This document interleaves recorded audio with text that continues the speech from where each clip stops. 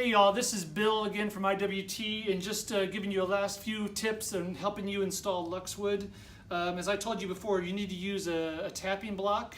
This is a block that actually has an edge cut in it, so when you're using it, it protects the edge of the Luxwood, and then also a piece of wood for the short ends. And I'll show you really quickly what I want you to be doing. When you're putting this together, we never want you to do two ends like this by themselves against the starting wall unless you have a bridge piece in first. A bridge piece always needs to be in before the T goes down.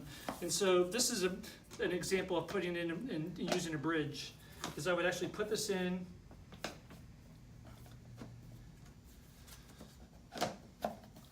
and you can see there's a little bit of rock in this still. And because there's rocking, that means that this is not locked in all the way. So I would use the tapping block here.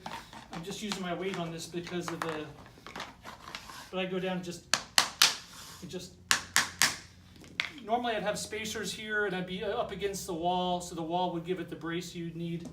But now that this is laying flat, because I've made sure it's locked in all the way, so visually it may look locked, but you always need to use the tapping block to make sure that they're laying flat. Now I can put this piece in. And what I would do is I'll put in my edge in here first, the long edge in, and then I'll slide it over this piece. Now as you can see, it's not laying flat. Well, it's because there's a little gap right here. So I need to put my knee on here. I need to get the tapping block, and